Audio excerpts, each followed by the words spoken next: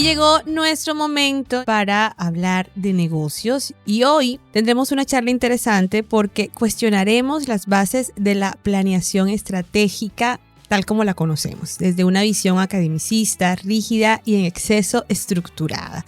Y revisaremos la importancia de diseñar acciones claras, aterrizadas y prácticas para lograr objetivos específicos para tu negocio, empresa, emprendimiento. Quiero saludar e integrar esta mesa de trabajo a Johnny Fayad, nuestro experto con más de 30 años de experiencia como empresario y profesor universitario y pues líder de Hablemos de Negocio, con quien conversamos sobre temas relacionados al liderazgo y al sector empresarial. Y también quiero saludar y darle la bienvenida a Alexandra Bolaño Pantoja, directora de especializaciones, quien trabaja en alianza con Johnny Fayad ciertos temas también de liderazgo. ¿Cómo están? Bienvenidos, bienvenidas. Muchas gracias, Lina. Gracias, Lina, muy amable. Bueno, Johnny, empecemos a darle contexto a esta conversación. ¿Por qué cuestionar la planeación estratégica? ¿Estás en desacuerdo con planear si toda la vida se nos ha dicho que tenemos que planear, que tenemos que tener claros los objetivos, que tenemos que diseñar estrategias? ¿Por qué ahora lo cuestionas? Ok, no es que no esté de acuerdo con planear. Con lo que no estoy de acuerdo es con el concepto de planeación estratégica como hoy lo conocemos, que me parece que es absolutamente rígido.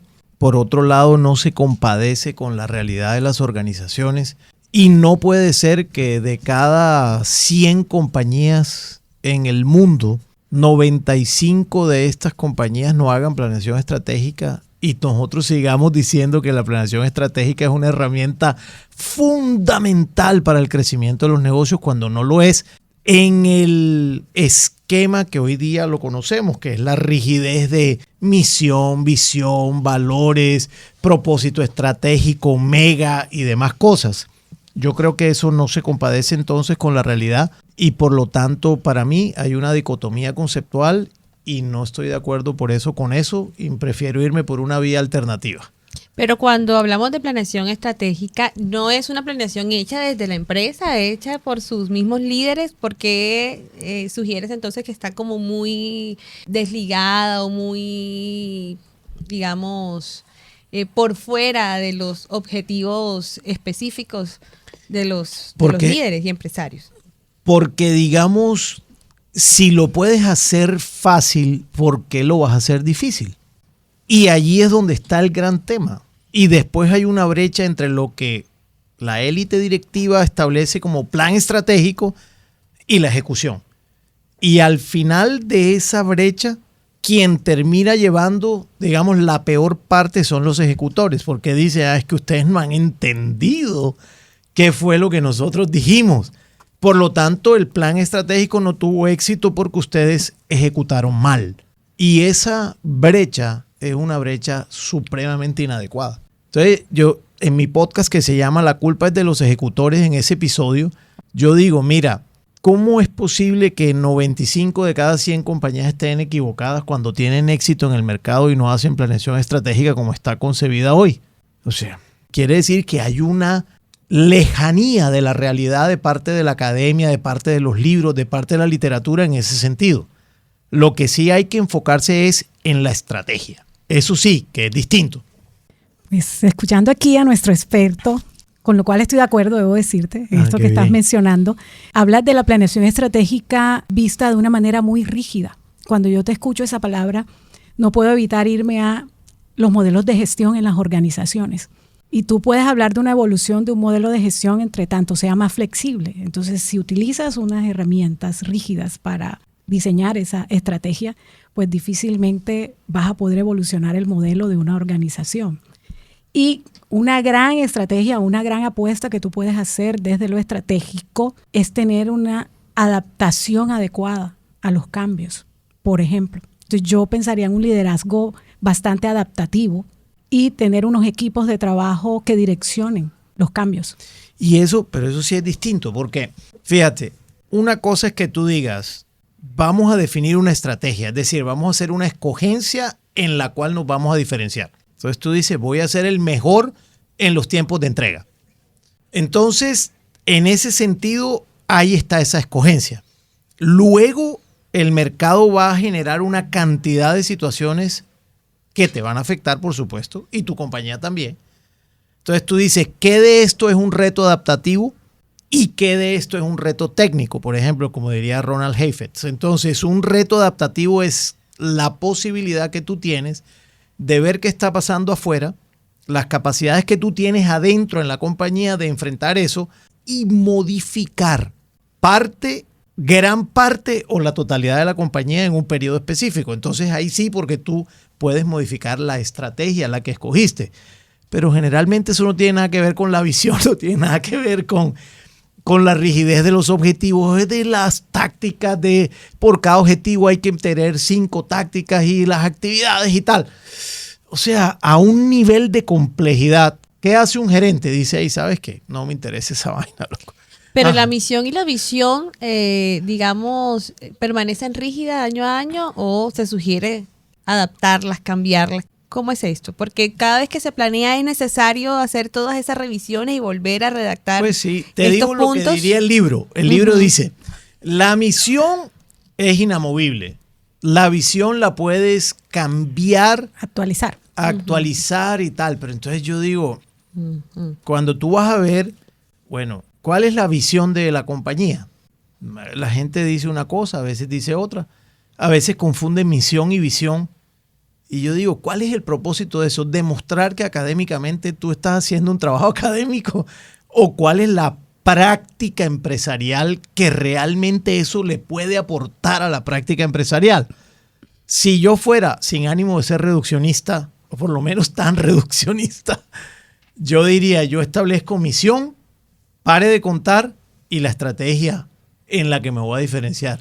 Y listo, no hago más nada. De ahí para adelante empiezo a hacer actividades que le peguen a la misión y a la estrategia en la que me voy a diferenciar. No sé, Alex, ¿cómo ves tú eso? La verdad es que reitero lo que escucho y entendería tu propuesta en que ese 95% de las empresas que no hacen el ejercicio de la planeación estratégica pudiera intuir que tienen mayor grado de flexibilidad para responder de una manera más fluida a ese mercado tan cambiante. Y de allí también las bases de ese éxito que tú mencionas, que van logrando sin detenerse y sin quedarse en esa rigidez de una planeación estratégica, lo cual no quiere decir que no tengan una estrategia clara de cómo abordar el mercado. Así es. Cómo abordar el mercado. Y en ese orden también, cuando te escuchaba, la misión, la visión, los objetivos específicos, la meta y toda esta parte. El propósito. El propósito y todo es real cuando tú tienes unas metas que cumplir y estás en el marco de una planeación estratégica. Es inevitable que tú te vayas a ese cuadrito Excel con todos esos puntos que están allí, porque entre comillas los debes cumplir todos. E incluso si haces algo por fuera de eso, entonces queda como una meta adicional y no como que estás respondiendo a una necesidad que el mercado te está mostrando o no como algo tal vez innovador que te tocó responder rápidamente, cambiar esa línea estratégica y lo hiciste en el mercado. No, te queda simplemente como una meta por encima de lo que tenías planeado. Entonces, en el hacer, en el día a día, pudiera entender esa rigidez que estás mencionando porque uno lo vive en las organizaciones. Entonces, en ese orden, realmente yo quiero insistir en el tema de la adaptación a esos cambios y tener equipos que apliquen metodologías ágiles para poder responder a esos cambios que el mercado te está dando. Tú puedes trazar una estrategia desde cualquier microclima, desde cualquier frente, desde cualquier equipo de trabajo. Y adicionaría algo, Johnny, con el tema de las tendencias. O sea, cómo tú desde tu equipo de trabajo puedes provocar a tus colaboradores a que sean, leí en alguna parte, cazadores de tendencias. Bien. Pero fíjate qué interesante es cuando tú dices, cualquier persona en tu equipo de trabajo pudiera generar una estrategia. Eso me parece fantástico. ¿Por qué? Porque por allá a Michael Porter nadie le paró bola cuando escribió un artículo que se llama ¿Qué es una estrategia? ¿Qué dijo ese man? Y hoy día está más vigente que nunca.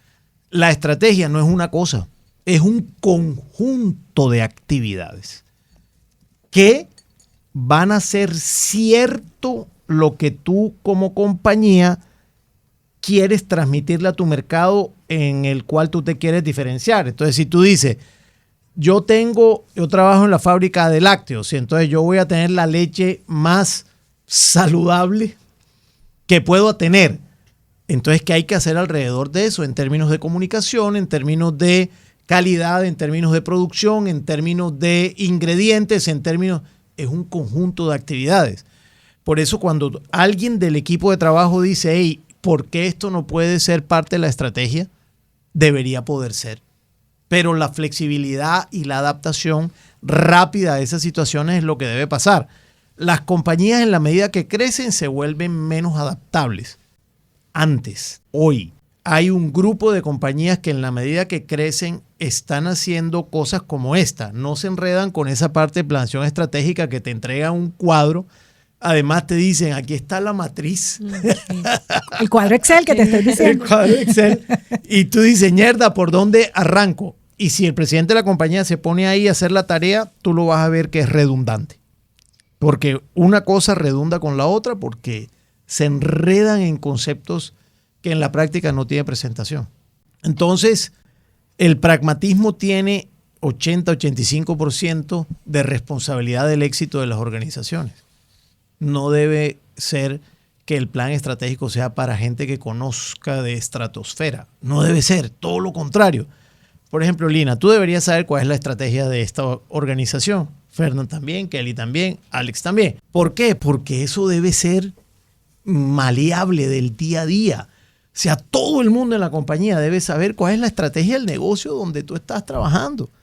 Pero se mantiene a veces de manera casi que medio esotérica, guardada en algún lado. ¿Ves? Y eso no está bien, porque si tú quieres saber cuál es tu aporte a la estrategia del negocio, tienes que saber cuál es la estrategia del negocio. ¿De acuerdo? Evidentemente. Yo tengo una pregunta, Johnny. ¿Todas las áreas son susceptibles de tener esa flexibilidad de la que estamos hablando o solamente algunas áreas de la empresa? ¿Y quién al final del día termina tomando las decisiones que redunden en acciones? Claro. Es una súper pregunta. ¿Todas las áreas? La respuesta es sí. ¿Cuáles son más susceptibles? Las que están de cara al cliente. Son más susceptibles. Porque tú vas a tener el feeling permanente de lo que el cliente está la retroalimentación. Retroalimentando. Entonces, alguna vez en este espacio dije, si tú no le estás prestando atención al cliente, ¿a quién le estás prestando atención? A tu jefe. Mierda, está bien, pero no es completo eso. Y lo segundo es que si la estructura organizacional de la compañía, vista desde este concepto de que la estrategia no es algo rígido ni flexible, debe establecer que las autonomías de las cabezas de las áreas pueden tomar decisiones en relación con eso y pueden flexibilizarlo. Yo lo que te puedo decir es que en la experiencia que yo he tenido hasta ahora, cuando ese proceso se da de esa manera, es maravilloso para las compañías, porque hay respuesta rápida, adaptativa al cliente. Entonces me parece que sería genial poderlo hacer así. ¿Con qué frecuencia uno debería reunirse con el equipo de trabajo y comunicar o reforzar la misión, la visión? Porque como comentaba ahorita la profesora Alexandra, hay que hacer unas actualizaciones. Pero entonces, ¿con qué frecuencia uno debería como hacer esa reunión? Por lo general, cuando uno entra a una empresa, le hacen como una inducción y de ahí en adelante muchas empresas ya se olvidan de ese tema. Lo dijimos al inicio, pero pasan años en que la persona está ahí y se queda con esa idea inicial de vamos hacia allá, esto es lo que queremos hacer a tanto tiempo.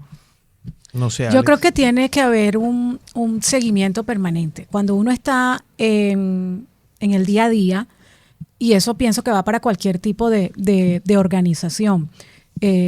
Tú debes alimentarte cada vez que la dinámica del negocio te lo permita de cómo se está sintiendo el cliente.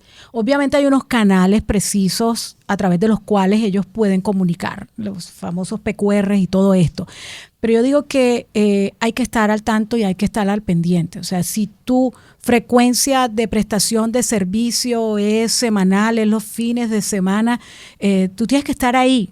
Y ojo, no solo los altos niveles, sino desde la base, desde la operación. Claro. El equipo de trabajo en los diferentes roles que desempeña puede ser un receptor de esos inputs que te van a permitir saber qué tan satisfecho o no está tu cliente. E incluso no necesariamente tiene que ser una evaluación. Es una conversación. Es una observación, inclusive, que tú puedes hacer. Pero tú sueles escuchar en algunas organizaciones real. Estuviste muy pendiente de mí hasta que me vendiste. Sí, claro. Me vendiste y no te volví a ver, te olvidaste de mí. Exactamente. Entonces, la postventa, a mi juicio, es tan o más importante que llegar a la venta, porque es que ya te va a hacer el feedback de ese servicio, de ese producto que tú vendiste. Entonces, en ese mismo orden, con tu equipo de trabajo, depende también los volúmenes de los portafolios que manejes. Sí. Hay empresas que pueden tener frecuencias de reuniones virtuales, presenciales, lo que fuera, y además muy rápidas, media hora, o esquemas. Ahora la tecnología ayuda mucho con esto, con estos tableros en donde tú tienes un plan de trabajo y cada quien va alimentando. Ni siquiera las reuniones son necesarias, o sea, uno puede entrar a una herramienta de estas y ver cómo tu equipo te va reportando el día a día o qué novedad tal vez hay sobre una línea de trabajo o algo así, y tú vas llamando. Por ejemplo, en lo personal, una evaluación de X servicio puede salir muy bien, pero si hay uno que me hizo un mal comentario o que me evaluó mal, prestémosle más atención a ese uno. Claro, porque ahí es un detractor. Fíjate, yo pensaría adicionalmente en el tema de la conversación, como dice Alex. A mí me parece que esa es la segunda clave de las organizaciones. De hecho, por ahí hay un libro que se llama Las organizaciones que conversan. La conversación es absolutamente importante en lo que tiene que ver con la estrategia. Por lo tanto, la estrategia de la compañía debe estar presente en las conversaciones permanentes del negocio. Ahora, si tú dices, ¿cada cuánto hay que hacer revisión estratégica? Generalmente, una vez al año, en el tamaño de organizaciones que tienen más de 100 empleados, entre 100 y 300. Pero en organizaciones más pequeñas, cada 6 meses. Hacer revisión estratégica, es la sugerencia. Pero la conversación, yo digo que es como la relación de pareja. Si tú la quieres mantener viva, hay que decirle, ¿me entiendes? A tu pareja, ven acá, te quiero, te amo, me gusta cómo estás vestida, chévere. ¿Sería más como un plan de comunicación? Claro, conversacional, pero no formal. Ya. Por ejemplo, yo no citaría a mi equipo de trabajo para decirles, bueno, ahora les voy a hablar acerca de la estrategia de la compañía. No lo haría. Yo haría más bien algo como esto. Vamos a ver qué de lo que estamos haciendo le está pegando a la estrategia del negocio. Entonces, bueno, si mi estrategia es infraestructura, ser la mejor infraestructura que hay en el mercado, bien, ¿qué estoy haciendo yo para esto? ¿Cuáles son los indicadores que tengo ahí? ¿Ves? Esa parte es en la que hay que tener presente en la conversación diaria y alimentarla. En las revisiones, en la periodicidad que acabo de comentar, es mi sugerencia. Ok, no hay plan, pero sí deben haber unas acciones claras que se deben ejecutar. Pero tú mencionabas algo, Alex, y eran los cuadros, estos cuadros complejos. Pero igual estas acciones también tienen indicadores. También, ¿cómo se hace más sencillo esta lectura desde la perspectiva de las acciones que se deben ejecutar? Es que más que complejos, los cuadros pueden ser muy estándares y muy monótonos. Exacto.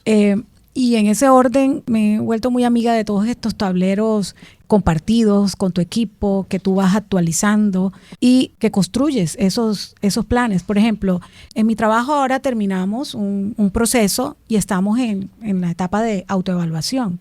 ¿Y contra qué lo revisamos? Pues contrastamos contra lo que, entre comillas, planeamos Está bien, el año anterior, correcto. pero como lo construimos colectivamente ese plan y a muchas manos, pues cada persona ha ido durante cada trimestre de este año alimentando ese documento. No es ese documento rígido en Excel que hay que esperar que estemos reunidos para decir cuánto cumplí, qué porcentaje llevo, ni nada de esto. O sea, lo vuelve una herramienta de su día a día, porque es que de lo contrario tú no puedes nutrirlo de esas conversaciones que está hablando Johnny, porque si vas a esperar el trimestre o el semestre o el año para el seguimiento, para evaluar, para ver cómo voy, entonces hay que buscar la forma en que esas herramientas hagan parte de la documentación que tú hagas de esas conversaciones, porque también Así es cierto que si lo conversas y no documentas, eso se queda allí en una conversación. Se olvida. Se olvida, le tienes que dar acción a esa conversación para poder mejorar a la final. Fíjate, yo para dejar el mensaje claro, no estoy de acuerdo con la planeación estratégica como hoy la conocemos. Estoy de acuerdo con una simplificación del plan que debe existir, sin duda, con la debida flexibilidad, como muy bien Alex lo dice, y por el otro lado, en indicadores, mi sugerencia es que no sean más de 6 indicadores. Y eso, 6 es bastante, ¿me entiendes? Pero mi sugerencia es que no sean más de 6 indicadores. En la teoría académica de lo que uno llama la matriz de desempeño de indicadores, dice que hasta 12, dice esa matriz. Yo digo, ok, para mí 6 es más que suficiente. Yo, por ejemplo, tengo 4. Hasta ahí, pero es flexible. Sí, claro que es flexible, por supuesto. Entonces, para ir concluyendo, ¿la culpa es de los ejecutores? Yo creo que tal como se conoce la planeación estratégica hoy, sí. Porque como es tan compleja, bueno, Alex dice que no, a mí me parece que sí se complejiza con esa cantidad de cosas que tú tienes ahí. O sea, a ti te presentan una hoja de eso y tú dices, ñer, ¿esta vaina qué es? Oye, en la práctica, ¿qué es? Entonces, cualquier argumento ahí puede ser útil para decirte, sabes que, Lina, lo que tú estás haciendo no cumple con el plan estratégico. Pero dime, ¿con qué parte del plan no cumplo? Entonces, si el plan se hace solo desde la alta dirección, el que ejecuta está muerto, porque al final del día te van a responsabilizar. Ahora, hoy por hoy, más o menos, de cada plan estratégico que se hace, ¿cuánto, a la vieja usanza, cuánto de ese plan se ejecuta en la práctica real? Yo te diría que cercano al 60%. O sea, tienes 40% que no vas a ejecutar. Entonces siempre tú vas a llevar del bulto si estás ejecutando, ¿me entiendes? Ahora, si lo hacemos más simple, todos, en vez de buscar culpables, lo que vamos a hacer es, y entre todos vamos a ver cómo nos adaptamos rápido a lo que está pasando en el mercado. Entonces, misión, sí, perfecto, y estrategia, perfecto. Bueno, yo cuando digo que no es complejo es porque yo soy muy amiga del Excel y a mí me parece una herramienta maravillosa para analizar datos. Y en estos tiempos, profesional que no analice datos, realmente, así como acabas de decir, el ejecutor está muerto si el plan lo hacen desde la alta dirección. Profesional que no sepa analizar datos y mirar el entorno también está muerto, sí, en el ejercicio profesional. Entonces, en ese orden, ¿quién es el culpable? Yo no. Por supuesto que comparto lo que dice Johnny, pero yo creo que es muy, muy, muy importante ser capaces de trazarnos un alcance con un indicador muy preciso, sin exagerar en el número de indicadores. Okay. Y, por supuesto, creo en esos ambientes realmente colaborativos donde tú con tu equipo puedas ser capaz de trazar la estrategia de tu área y tener la claridad cómo le aportas a la organización. Si tú tienes claro ese camino en cómo le aportas a la organización, con absoluta seguridad, ya a ti la misión es importante, pero ya sabes de qué forma le estás llegando. Exacto. A esa estrategia corporativa. Así que yo creo que aquí hay un tema también de trabajos colaborativos en esa planificación. Planes debe haber, indicadores debe haber y una ejecución lo más impecable posible. Bueno, a Johnny Fayad y a Alexandra Bolaño, muchísimas gracias por estar en esta mesa y compartir sus conocimientos. A ustedes, muchas gracias. Elena.